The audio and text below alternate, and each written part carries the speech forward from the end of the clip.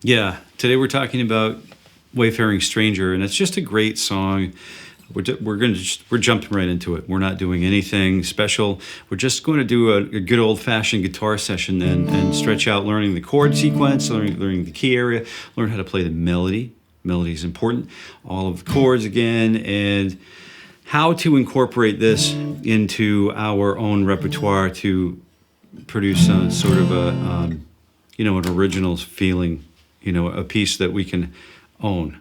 Okay, so without further ado, we'll go ahead and jump right into it. As they say, let's just pretend that a massive graphic just flashed by and caught your attention. Okay. So we're starting with D5. That's the first chord, right? So we're open D, fret 2, fret 3. Choke the top E string. Unless you want to put that fourth finger on fret 5, if you can reach for that, grab it. By all means, it's there. I don't know why we wouldn't do it. You could also use the open A string too. If you use the open low E string, it's not the end of the world. It's just not part of the D5. It's sort of like D5, and it makes it sort of an add 9. It's a cool thing to know about, for sure. The next chord that we're going to use is a G5. And you can hear the song unfold right away, right? Da da da da, da da da da, da da da da, da. G is the open low E string on fret 3. Choke the A string with the fat part of the second finger, or third finger, whichever one whichever finger group you decide to choose is okay. I don't think I've done this a whole bunch, but maybe there's a reason to get carpal tunnel, but. I rather avoid it. So I'm using, the second finger's longer, reaches more easily to the low E string, fret 3. 2 middle strings are open, of course, after we choke the A. And then top 2 strings are, when in tune, it sounds great. On fret 3, double stopped by the third finger, sort of laying over doing its job, stopping 2 strings with 1 finger, the old, in a biblical sense. So we got that back to D5. And usually the strum pattern for songs like this, we just do the old boom check.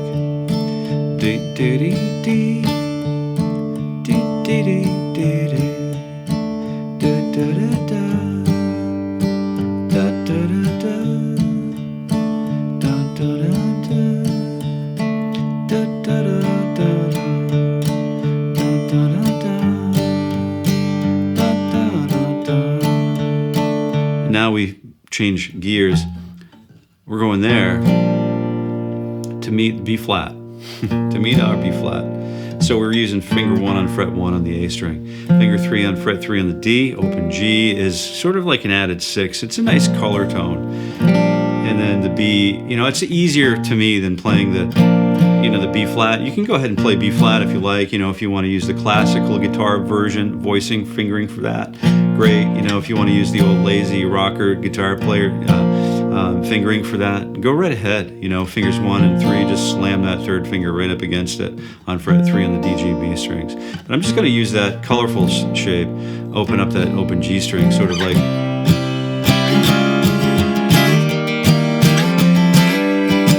The old Jimmy Page trick. Fourth finger on B string on the 3rd fret.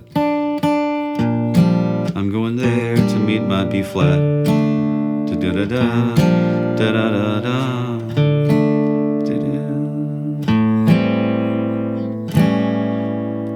Sometimes we have to make a choice here. In this case, it's a choice between the A minor and the A minor 7 and the A7. That A7 is really poignant in the fact that it just kind of points directly back up to the D note and the root note and the D chord. So we've got that major 7, sort of be kind of like harmonic minor, mode 5 or whatever.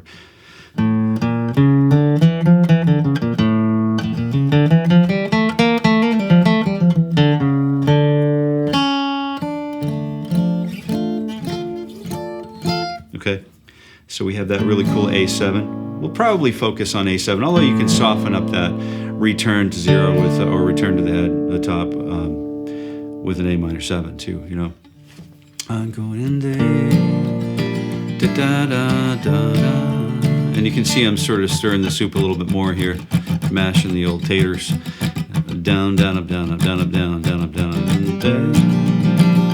But I'm sure to hit the, you know, we're sure to present the bass note first. Surely our ears, since we live in a, you know, in the earth, and we build everything based on gravity from the ground up, and the further we go away from gravity, the more complicated it gets to understand and perceive. So the same thing, it works similar in a similar way with functional harmony. So we want to grab that bass note first, so our ears know, in case we're not working with a bass player, which could happen. You know, it happens, folks. And, you know, we've got to play the bass note first, and then just to give our ears the root note of the chord.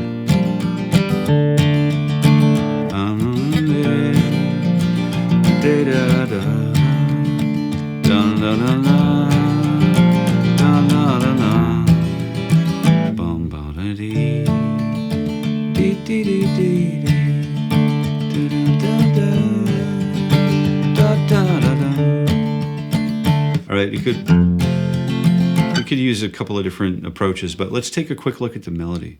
It's immediately recognizable. 1, 2, flat, 3, 4, 5. Do, do, so, so.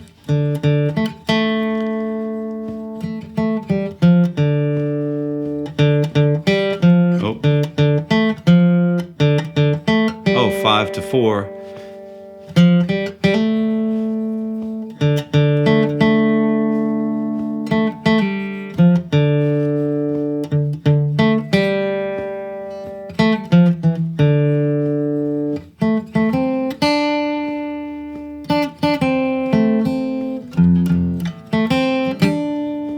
F major.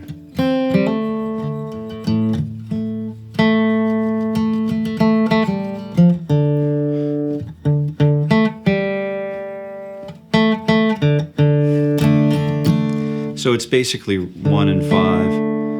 I'm only going.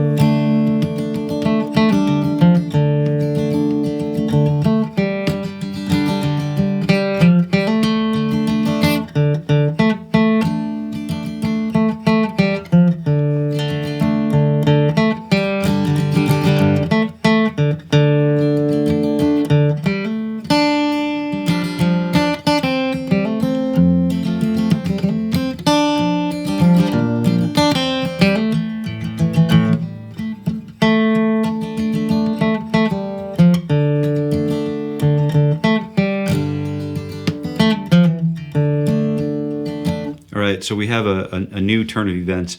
The B section could also just kind of toggle back and forth between the 4 and then the 1 of the parent major key, right? So we're playing in D minor, the melody is in D minor. And the chorus brings us to that happy place. We actually shift gears to playing around in the parent major key, which is really cool. It's a great lift for the chorus to move from the 1 chord, the 1 minor, I'm a poor wayfaring stranger, and then traveling to the world of woe, you know, through this world of woe, you know, sickness, toil, and danger, blah, blah, blah. There's none where I'm heading, right? So I'm going there, the 4 chord, the 1 chord, da da da, 4, da da da da, and then 5 of the 1 minor. It's a kind of a long story. If you want to just kind of briefly stick with me and work through this, the 1 chord is 1 minor, and we're going to call it D minor because, you know, we're playing in D minor, and this is 4 in the key of D minor. Although it's 2 in the key of F, right? 2 minor, or 1 minor is D. 4 with back to 1 minor. Dun, dun, dun, 1 minor. Da da da da da da da da da da da da. And that just happens twice. Da da da. 2 2 3 4 2 3 4 4 2 3 4. And then 5. So we're using 4 back to the 1, or flat 6. If we were going to balance this, qualify this against the parent minor key, this becomes the flat 6, and then the flat 3 major, and then the flat 6, and then down to 5. And it might make more sense to kind of categorize that. So when we're playing melody,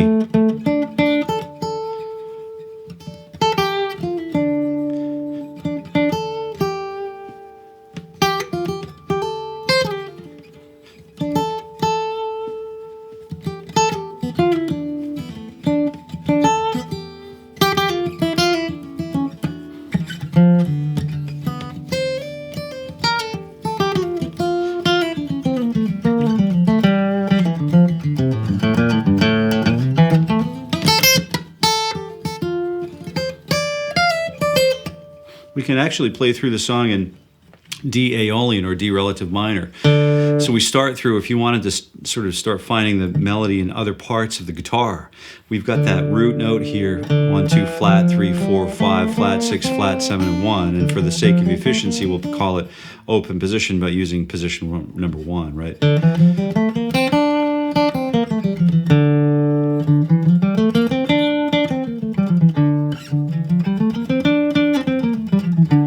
And we're using 1, 2, flat, 3, 4, 5, flat, 6, flat, 7, and 1. So now the melody can be found all over the guitar, as long as we know how to locate the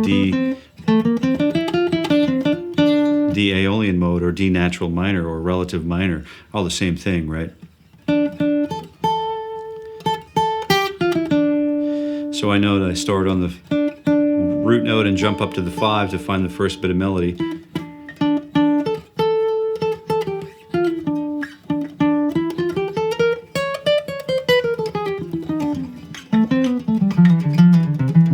We could also use D minor pentatonic to solo over.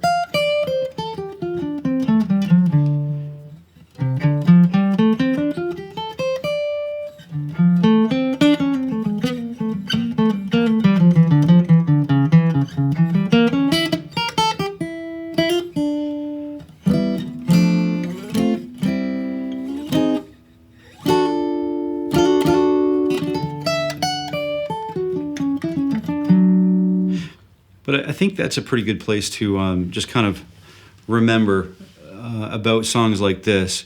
The lyrics are so accessible. The guitar, especially the guitar parts, the chords are so accessible, and it's a classic song. So it should be, regardless of genre, regardless of what we're actually interested in learning, we should be able to pick this up and learn about strum patterns, and then how to incorporate the melody into that boom chick pattern.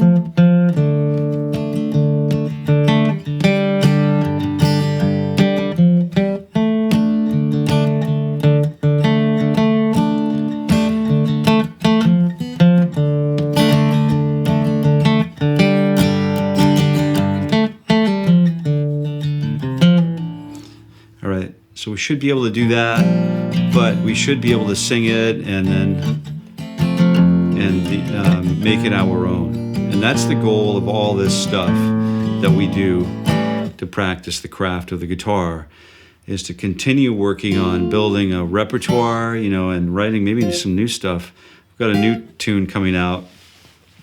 We recently released a cover of Time After Time, and you can find that on any internet outlet that you enjoy. But go listen to Time After Time and let me know what you think. It's dry, you know. It's like a guitar and voice, and that's it. There's nothing else in the recording.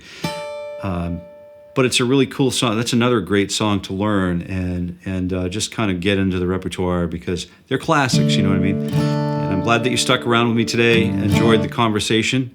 If you want to keep it going in the comments, I'd love to keep an eye out for you. And until we meet again, happy picking.